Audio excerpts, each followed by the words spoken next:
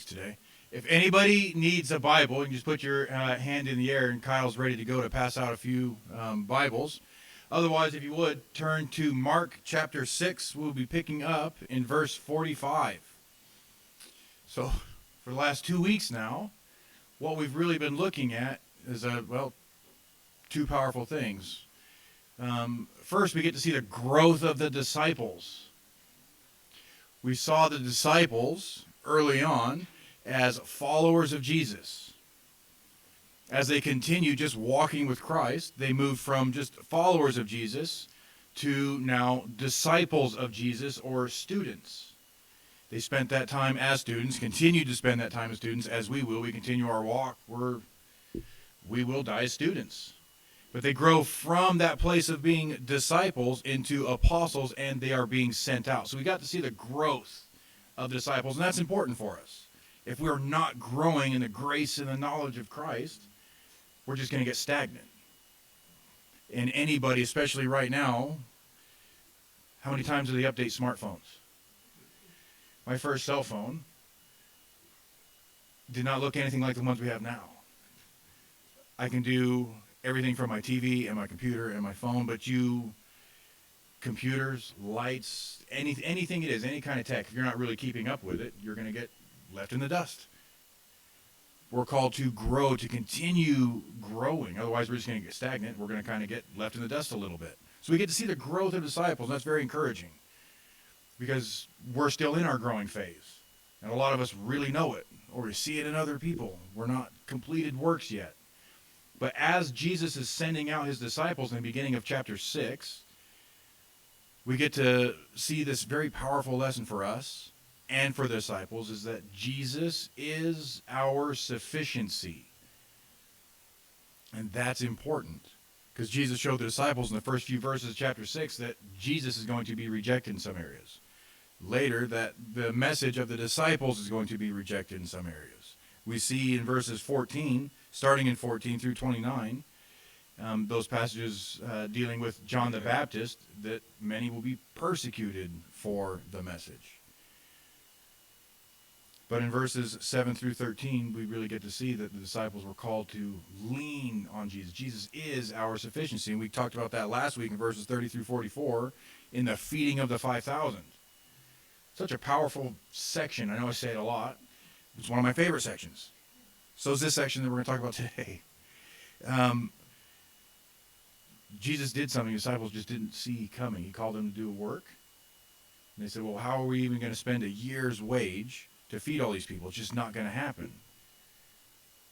So Jesus fulfills that aspect of ministry there for him. It showed the disciples that they are not the originators of the miracle. They're not the manufacturers of the miracle. Christ is. We just have to show up. Last night was a great example of it. We showed up. We heated up some hot dogs and some awesome popcorn. We had some games that the kids just loved, and it was such a fantastic night. All we got to do is show up. And we have to continue to really take our mindset back to that concept that Christ is our sufficiency. What we're picking up this morning in verse 45 is the continuation of that feeding of the 5,000. This is kind of an interesting section. This is, again, it's one I really enjoy teaching. So verse 45, immediately he made his disciples get into the boat and go before him to the other side, to Bethsaida, while he sent the multitude away. This is kind of a mixed verse. Whenever we try and teach, or whenever we try and study, whenever we try and read, really what we want to do is we want to try and stick ourselves into the shoes of whoever it is that we're reading about. And really at this point, it's the disciples. We have seen last week, disciples kind of wanted to shoo people away. Why? It was impossible to feed them. It was kind of getting late. There were so many of them. And the disciples were very tired. In the beginning of, verse 30, 31, 32, 33, the disciples were supposed to go away with Christ and get some rest. What we do know is they attempted it. We don't know how much rest they actually got before they were thrust right back into ministry. They just got back from being gone X amount of days from Christ, taking out the message, coming back to Jesus. They were very worked up, very excited. They're reporting everything that they did. And Jesus says, all right, relax. Come away with me by yourselves. We're going to go to a deserted place, and we're just going to rest. What we do know is they didn't get a whole lot of rest. We know in verse 31, they didn't even really have time to eat. So that's kind of a lot of work. So were they excited to send the people away? They finally got to eat. Jesus fed the 5,000, not to include the women and children as other gospel accounts give to us. The disciples also got to eat, so now their stomachs are kind of full. Are they excited at this point to be sent away? Or are they sad? I typically lean to the idea that they're probably a little bit confused. This miracle, the feeding of the 5,000, which we'll get into, it's a big deal. How weird would it have been last night for those of you who are here ministering with us? We got the game set up. We got the hot dog thing set up. We got the popcorn machine going. We got the fancy lights and the heaters going, and everybody started flocking in. And I don't know if you were paying attention to Kaya and to Annabelle, but they were running through the crowds last night for a great deal of it. They were passing out Bibles. They were passing out little mark books. And every time they pass one out, Kaya, my daughter, Annabelle, her daughter, they would have to come and give me a report. We just passed out another Bible. We should pray for them. They're going to read it. We just passed out another little mark book. And I told my kids, like, yeah, just start ninjing it into their bags. That was a joke. I have a weird sense of humor. But with one person, you could actually see her following around a little bit, trying to put it into her bag. So it was fantastic. And people started showing up. We were playing games, handing out candy. We were praying. And how odd would it have been if I walked out into the parking lot and I'd have rounded up all of us that were helping, I'd have sent you home. Like, all right, time for you to leave. Leave now. And I turned around and sent everybody else away. That would have been kind of a stirring of emotion a bit, wouldn't it? Why? Because that's weird. There's no other way to put it. Lord, look at the crowd.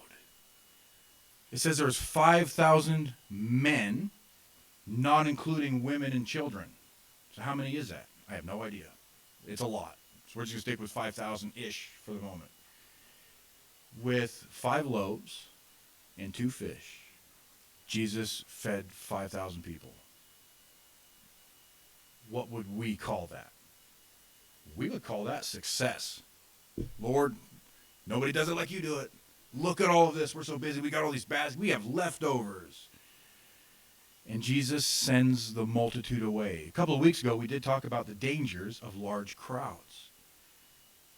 The more people that we see in the churches, that's how we kind of govern the concept of success. And Jesus points out that's the wrong idea. He gives that parable, the parable of the sower. 1 out of 4, as he's dealing with this huge multitude, 1 out of 4, that seed lands on good soil. Out of the seed that even lands on good soil, some produce 10, 30-fold, 100-fold. So there's quite varying degrees of how God would determine success, and it looks often very different than ours. But this isn't that. This isn't why he's sending the multitudes away. In the book of John, in chapter 6, and I'll read it to you here real quick, verses 14 and 15, John kind of giving us a little more insight into the same situation. Then those men, when they had seen the sign that Jesus did, said, "This is truly the prophet who has come into the world." Therefore, when Jesus perceived that they were about to come and take him by force to make him king, he departed again to the mountain by himself alone. Fascinating concept. Jesus sends his disciples away to protect them from the plan of the world, from the will of the world. It's one of the reasons, of a great deal of amount of reasons, that we have to be so in tune with the Spirit, to be in prayer daily, to be in the Word daily. Because it is a very hard thing to discern when ministry is going well and God's like, all right, stop it, go this way. No, that's just an attack of the enemy. He's trying to keep me from this ministry. And then we continue trying to push through a door that's not meant to be ours to go through. That's a very dangerous situation that Jesus and his disciples are dealing with in the crowds. They weren't interested in Jesus' plan. They were more interested in what they thought Jesus' plan should be. Their concept of Jesus was going to be the military conqueror. When they're saying this is the prophet that's supposed to come into the world, it's a reference back to Deuteronomy chapter 18, verse 15, when Moses is telling the Israelites, after me will come a prophet like me, one that you're actually going to listen to. We can kind of hear the snide remark in Moses' voice, because they weren't very good at listening to Moses. So when they see this and the bread that just feeds 5,000 plus people, they are very quickly kind of, oh, this is that prophet that Moses is talking about. They're not entirely wrong, but they don't have the right timeline. Through Moses' timeline, Moses' life, and Moses' ministry, remember, the manna was on the ground. That's how they're seeing this thing. The world's view of Jesus is not generally the correct view of Jesus. We hear it often. I don't think God would do that. This is how I feel about God.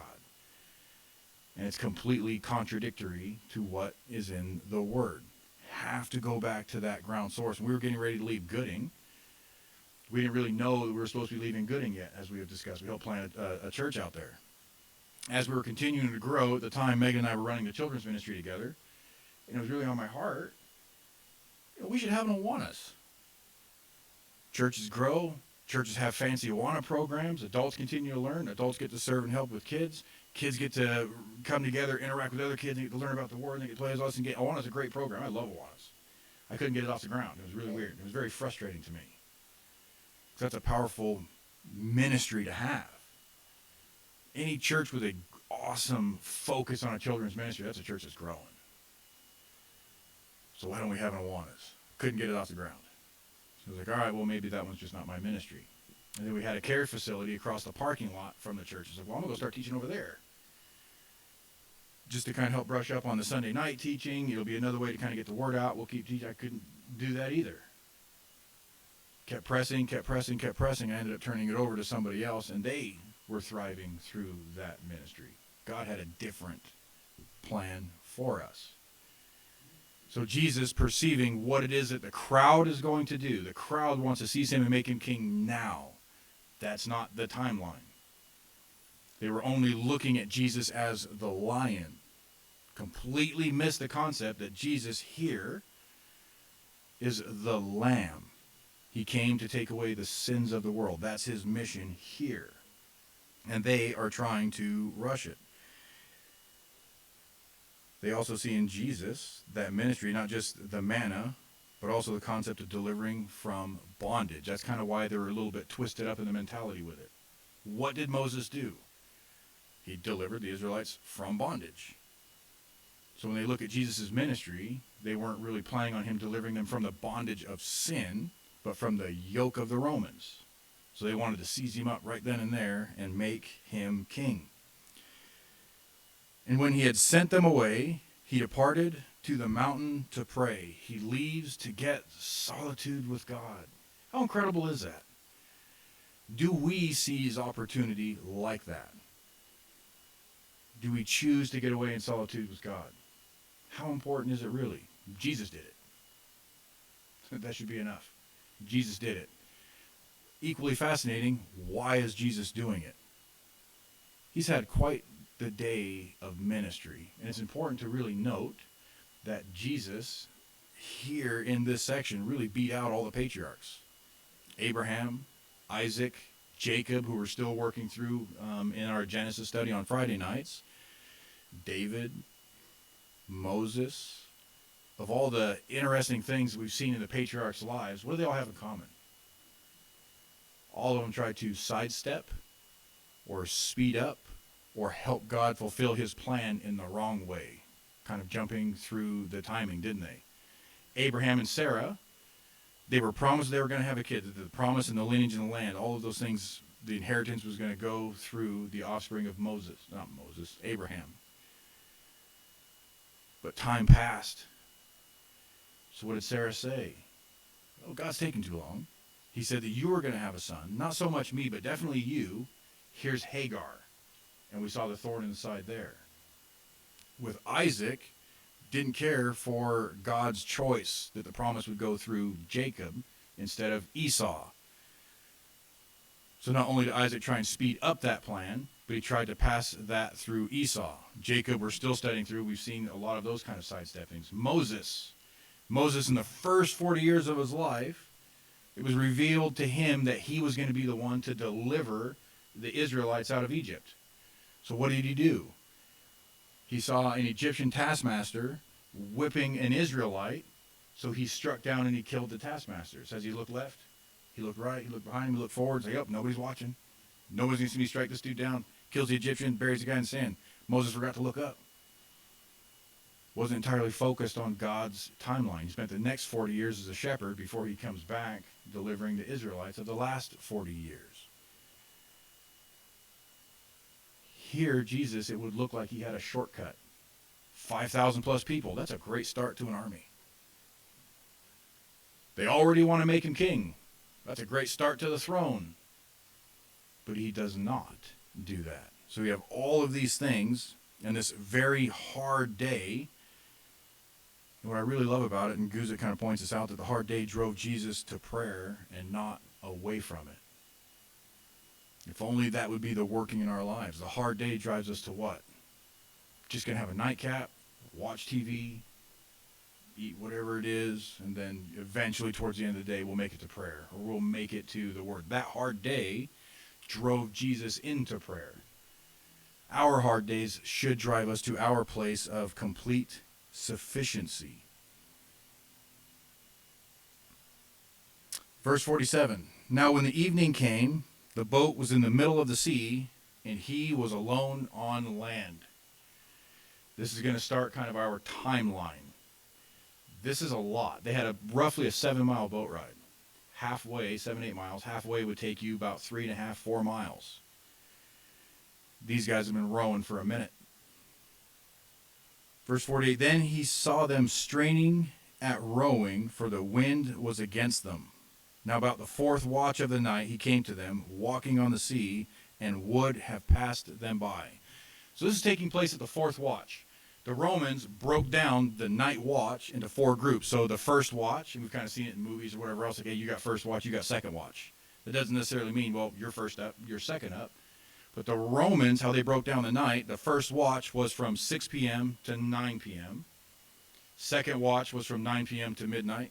Third watch from midnight to 3. Fourth watch is from 3 to 6 the following morning. This is the 4th watch. So at some point in time, in between 3 a.m. and 6 a.m., he looks out and he sees them rowing. They left before the sun went down. At the 4th watch, they're still rowing and they're halfway.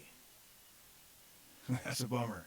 Which means they've been rowing somewhere around 9 hours and achieved a distance of about 4 miles. Halfway. The halfway mark is always kind of the hardest one, isn't it? You're at that place of, well, should I just stop?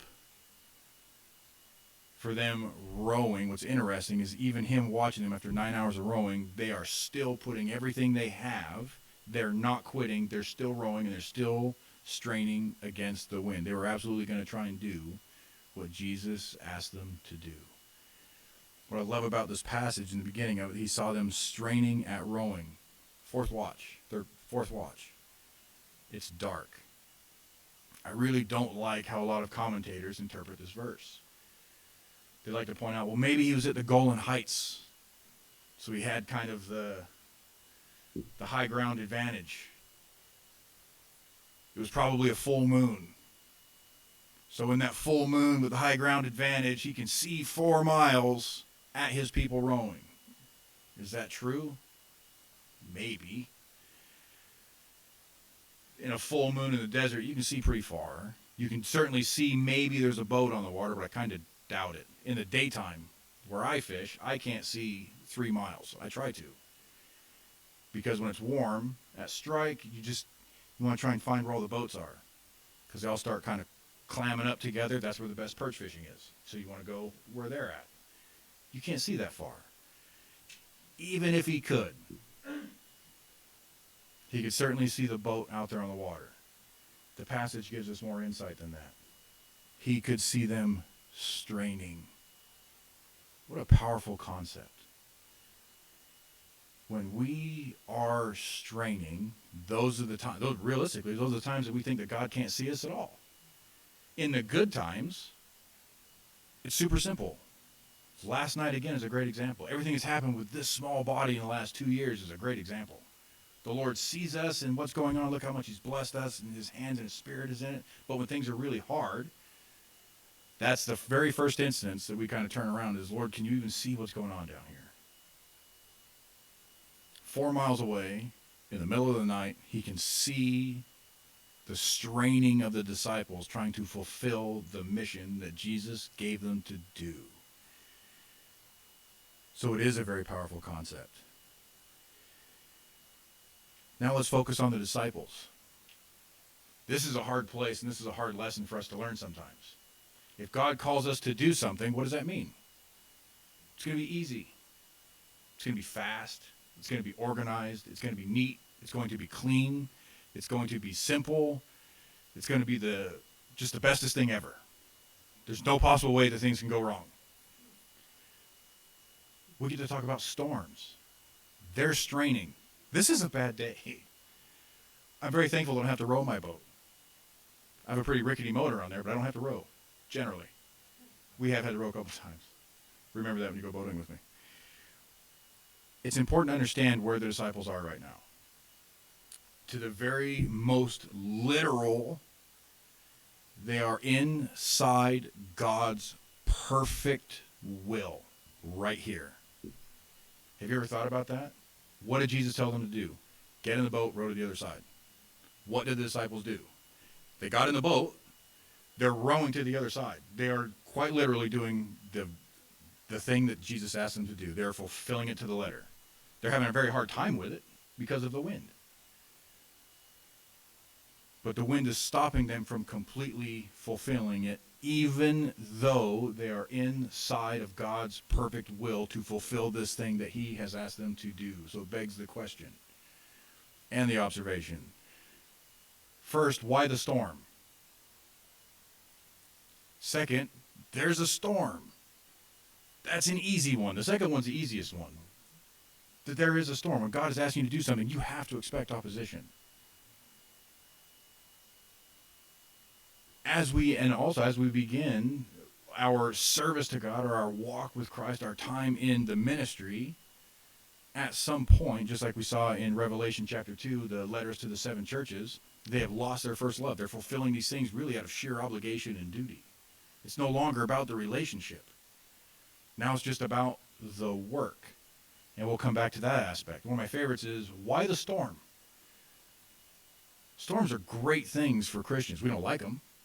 We don't like them at all. Why? Reason number one, storms can be corrective. Doesn't always seem like that, but we have case in point. We have Jonah. Jonah was a prophet. Jonah was a man that was already sanctified and set apart to God to take out the message to whom and where God tells him to go and take it out to. Jonah didn't want to do it. He had to take it to Nineveh. Enemies of the northern territory, enemies of Israel. Nineveh being the capital. Nineveh was quite famous for skinning their enemies alive and nailing their hides to the outer walls of the city. Jonah didn't want to go there. Jonah's mindset is, well, if I don't go, they don't receive the message of repentance. They get flattened. Even after he gave the message, he was so certain that they weren't going to repent, he wouldn't even stay in the city. He stayed on a hill outside of the city, kind of on the facing slope, so he could watch it burn to the ground. But he was so dead set about going that he went to Joppa and took a ship going the complete other way. What did God do? Send a storm. You're going the wrong way. So we see those storms in our lives being a corrective measure. It's also a perfecting measure. Those storms test and exercise our faith and cause us to come to a place of maturity. How does that work? One of my least favorite stories is my own storm. We decided while we were camping at CJ Strike a couple years ago, my boat is not fancy. It's a 16-foot rickety Valco-looking thing with a janky old motor on it. I very much enjoy reading the weather. I like to look at what's going on and see what's coming. I like to plan ahead. I saw a storm coming. Unfortunately, I didn't plan the time very well. I thought I had way more of it. So I took Megan, my daughter, my son, and my young niece into my boat. We didn't go far, I think 2 miles, and we started fishing. Winds picked up, water started whitecapping, and in a small 16-foot boat like mine, whitecap is just not fun, especially with young kids in your boat. So I decided, you know what, it's time to go in 15 minutes. Wind started to get a little bit heavier, so we decided, yep, time to go. We started blasting back towards the ramp. It looked like fog was kind of moving across the water. It wasn't fog, it was hail. It was so much and hitting the water so hard, the ripples and the splash from the hail was causing what looked like fog. It's a 16-foot rickety boat. I don't have a covering. I don't have an awning. I don't have anything. All we can do is go into the storm. And that's what we did. As we continued through that and the hail, which my niece, older niece, afterwards was helping everybody in the campsite, not just our family, but strangers, put up their awnings because they didn't see it coming either. It looked like she was on the wrong end of an airsoft gun battle. She was just, the hail was just nuts. So we're pushing into the storm, and I'm realizing that my boat is not equipped for a storm. I am not equipped for a storm. I lost my rope. Pieces flew off my boat. Also, it just, all manner of haywire. I realized that I didn't have a good storm sense in my boat. The winds got so bad and so cross, I just could not continue pushing forward. We looked off to the right, found a trail that we recognized. So with everything that my motor could muster, I beached my boat. We threw the anchor out on the rock so hopefully it wouldn't go anywhere, and we hid in a Russian olive tree. Also a bad plan. They're pokey, but they're dense. So it protected us from most of the hail. What was really neat is we were praying with the kids for the hail to stop so we could make our way back to the rest of the camp because we were currently standing in a flood zone. Hail stopped. And it was the coolest thing because my daughter and my son looked up. It was like, oh, God stopped the hail. What do we do? It's like, start running. We have a little break. Start running because it's going to get worse. So as we're bombing through, fighting the storm, and I'm really thinking quite lofty concepts of myself. I was like, oh, I piloted this boat well. I anchored this boat well. We built a little makeshift shelter. Now I've had 2 hip surgeries, so I'm not the fastest guy anymore. I'm carrying, I think, my son. Megan's got the other 2. She's faster. We're running through the desert, praying this whole time, Lord, do something. Just get us back. Boats are flipping over in the water. Boats are being picked up out of the water and put on top of the dock. It was just nasty. Boat's way better than my boat. We're bombing through the desert, and here comes my nephew running over the ridge. I can start seeing kind of the cabins and some of the campers. I was like, oh, perfect. We got a quarter mile to go. We're going to smoke this thing. My nephew comes running over the hill. His hair, not defeated by the hail, is just, he's got it going on. And I think it was Cy. Dad, it's Keenan. We're saved. I was like, oh, you little turd. I have since upgraded my equipment. Not upgraded, but modified. Made it better. I have learned. But I would not have learned that had I not gone through that little storm. That's how we grow. We as a body are in a very fantastic season. I did not see it that way. When I first started, I've only been a senior pastor for 2 years. When I first started this small group, I don't know, 6 of us maybe, super tiny. I was like, it is what it is. We'll start small. We'll kind of grow. It'll be fine. What happened a few months later? COVID. Pastoring through a COVID season. What do? Masks, mandates, shutdowns, distancing, all the weird stuff. Don't eat together. Don't breathe together. Don't look at other people's food. Stop licking the pens. All the weird stuff. That's what we've been ministering through these last 2 years. And a lot of churches, believers, as we are the church, it's really put us on our heels into a place of fear. How can I avoid any kind of a storm? We don't want storms. What do storms do? Storms break us out of our comfort zone. They make us think differently. They make us act differently. They make us do things differently. They make us change our course and our trajectory. Storms are terrible. What happens when we have a storm in town? Put a fire in the fireplace, we put on our favorite movie, we make some hot cocoa. We're going to avoid this one. So I'm very grateful for certain individuals, even within the body. It could be the worst storm. There's snow everywhere. What do I see outside? Somebody who's outside on their quad plowing out my sidewalk, plowing out my driveway, plowing out the church parking lot. There's just guys that are, just a little storm. This is how we handle it in the mountains. If only believers would just adopt that mentality. Stop dodging the storm. If you do not grow and you do not break out of your comfort zone, you're stuck. This storm is really going to teach disciples again a lesson that they had literally just learned. So, Jesus sees them straining at rowing. Jesus sees them in trying to fulfill what he is commanded to do. He sees them doing it. They're straining at it. They're not stopping. They're not giving up. They have at least learned that. Jesus told us to do something. Well, by golly, we're going to go ahead and we're going to do it. So at the fourth watch, he came walking to them and would have passed them by. I really love that passage. He was walking faster on the sea than they were rowing in a boat. Our storms, and this is incredibly important for our walk, for our time on the water, our storms slow us down. They don't slow down Jesus. Jesus quite literally would have walked past the boat. And they were so freaked out by the concept that Jesus was there by the boat, they thought they had saw a ghost. Fishermen are some burly dudes, casting nets and hauling them in and running lines and working late nights, early mornings. Fishermen are, when you look at these guys, like, oh, those are manly men. And now they're screeching in the boat because they think they see a ghost.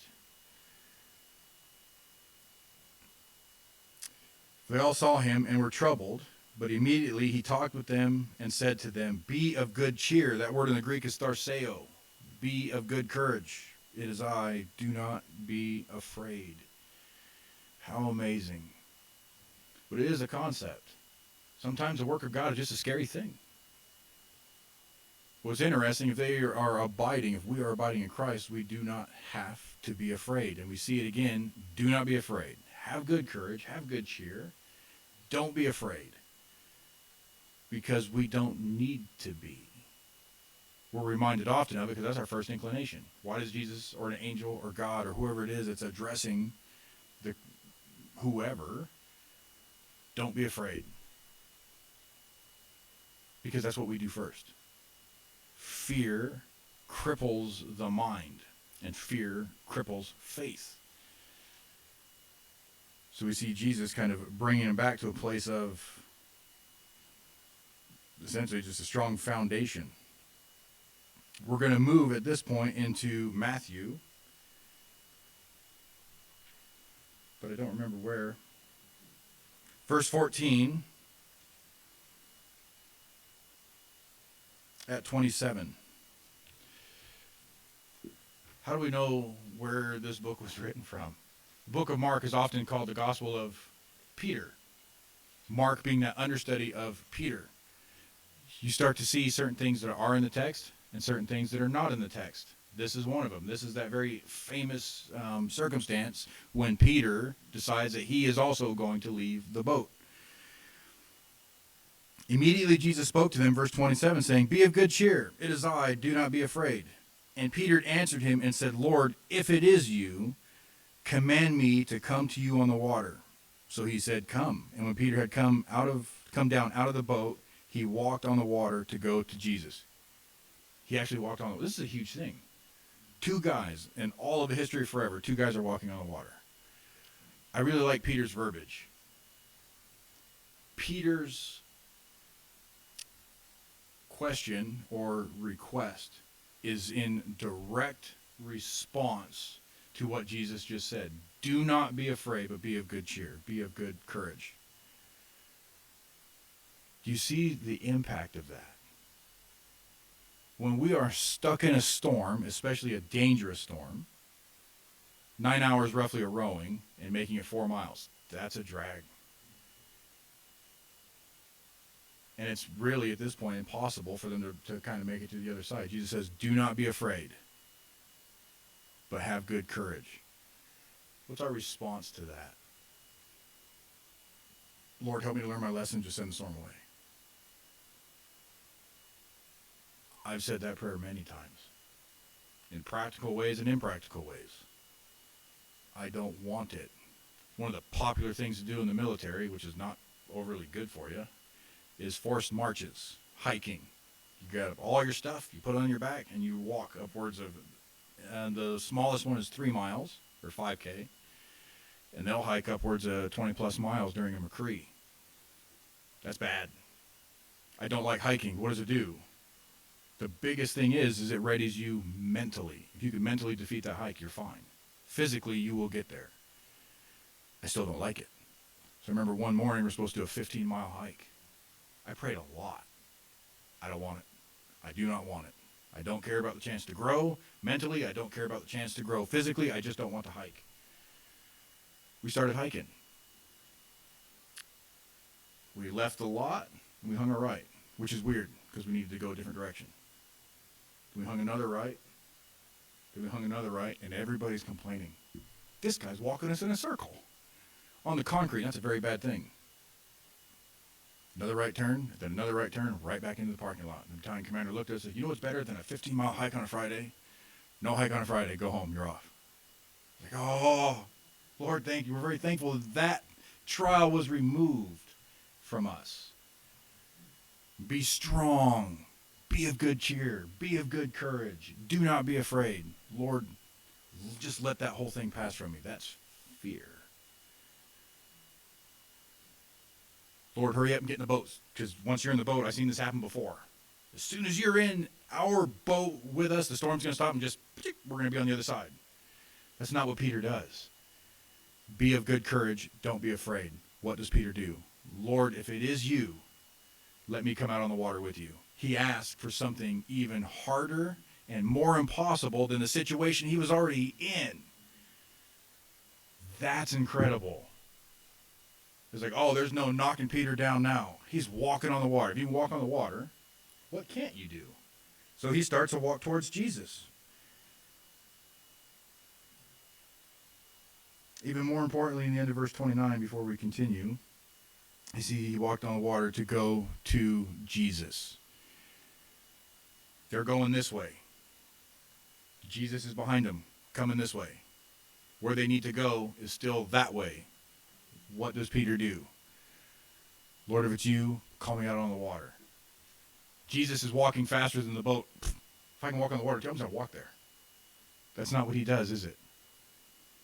What he asks for, his motivation, is Christ. Because he is making his way to Jesus. But, verse 30, when he saw that the wind was boisterous, he was afraid, and beginning to sink, he cried out, saying, Lord, save me. And immediately Jesus stretched out his hand and caught him and said to him, oh, you of little faith, why did you doubt? That passage kind of confuses us sometimes. What do you mean, you of little faith? The dude just walked on water.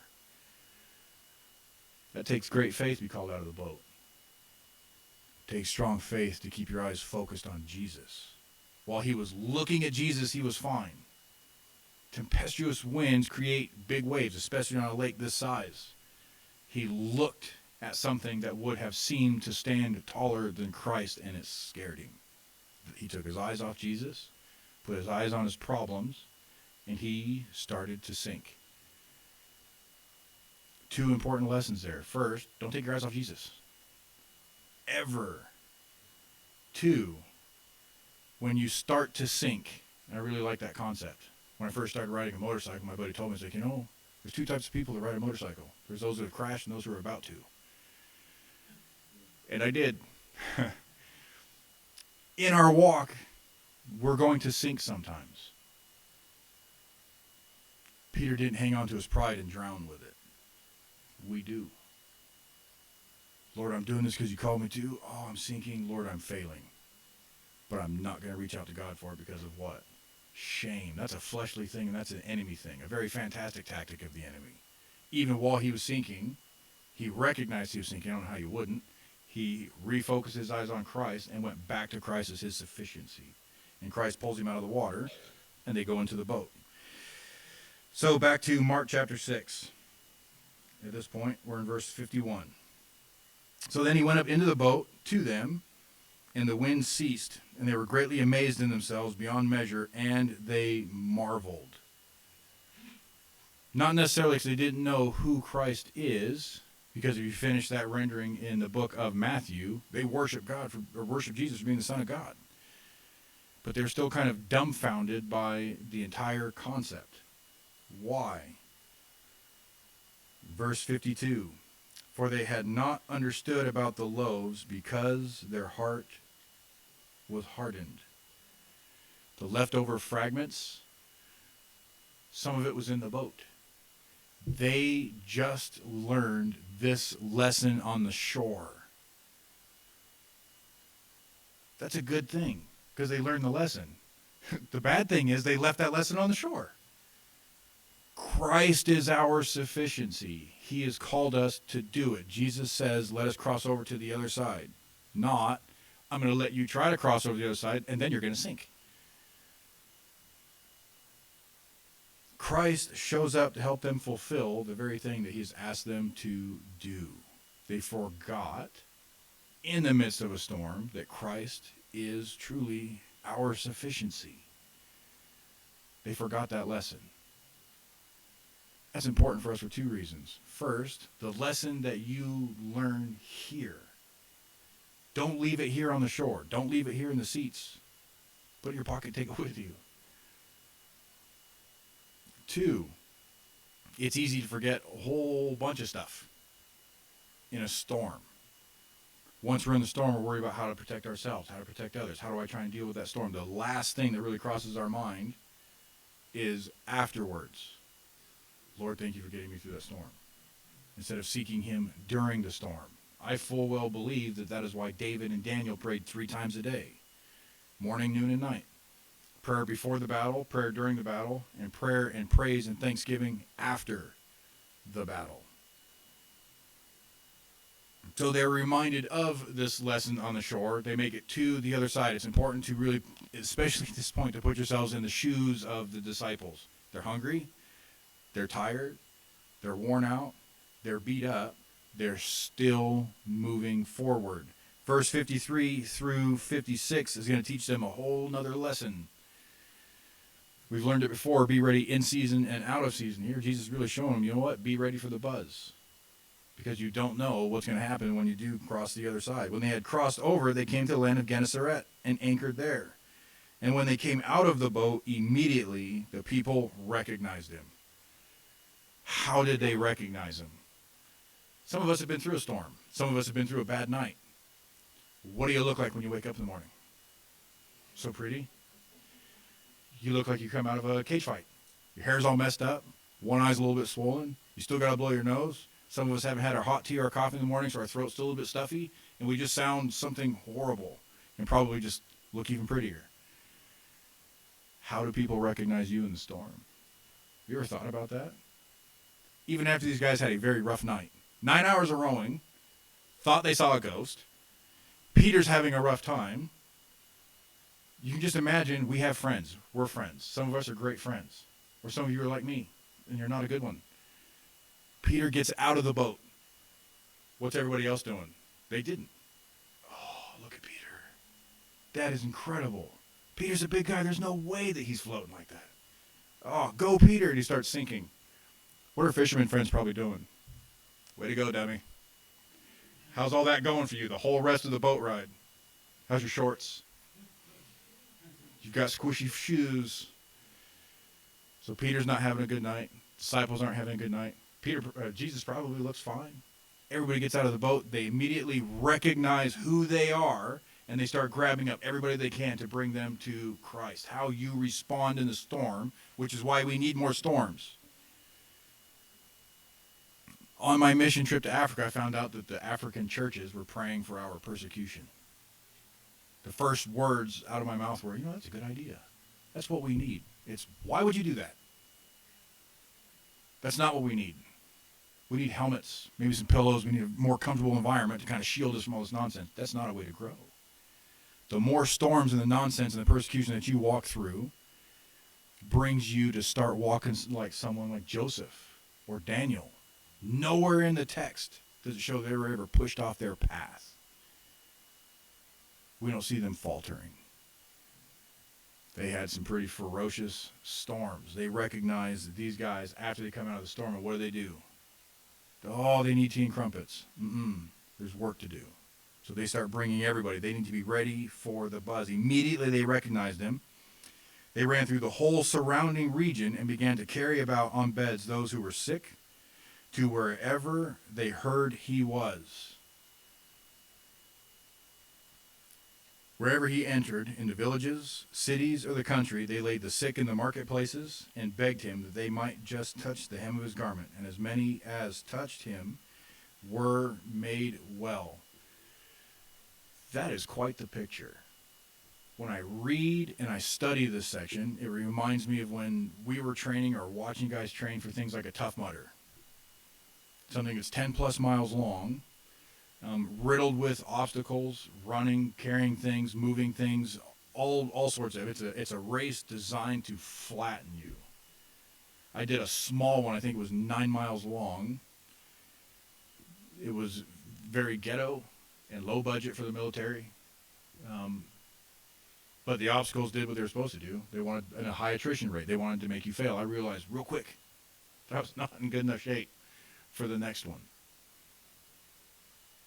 This is a lot of work for the disciples. How did they get there? They had a great instructor. They had a great gym coach. We have to move away from trying to avoid the storm. And I don't like to be the bearer of bad news, but that's exactly where we're going. Anybody that's paying attention and studies prophecy, anybody that's looking at what's going on through the world right now, the walls are going to start getting a little bit tighter. What are you going to do? You're going to do two things. As the book of Revelation chapter 3 tells us, there's two churches in the end. There's a lukewarm one, and there's one of the church of the open door. You are either going to compromise or to just stop being a church, or you will continue to seize opportunity in the storm, through the storm, because we're looking at Christ as our sufficiency. How you view the storm matters. Do we see the storm as a period of training to strengthen us and to exercise our faith so we can continue to walk through the storm unbattered? Or are we going to look at it as something to avoid? One leads to growth. One leads to an increased comfort level. One of those kills the church. The other one strengthens her. My friends, we have to look at the storm differently. How do we do that? We have the Spirit. We see Christ, or are supposed to see Christ, differently than the world sees him. If he is our sufficiency in all things, what's a storm? Let's pray together. Lord, thank you so much for an amazing morning. Lord, thank you so much for blessing our evening last night. Lord, we do not like storms, ever. And we know, Lord, that they will be coming, and they will be coming more frequently. I pray, God, that our eyes and our hearts would not be turned from you. I'm very thankful, Lord, for the body here that are hungry for your word and for fellowship. And I pray, God, we will be strengthened in these things, readied for these things, as we continue, Lord, to seize every opportunity we can. And I pray, Lord, that as we do continue forward in the work that you have blessed our hands with, that we would not forget, God, that it's you that fulfills, that helps us to fulfill those things that you have called us into. That we would continue to always lean on you as all of our sufficiency. And we love you and we praise you and we pray in your holy name. Amen.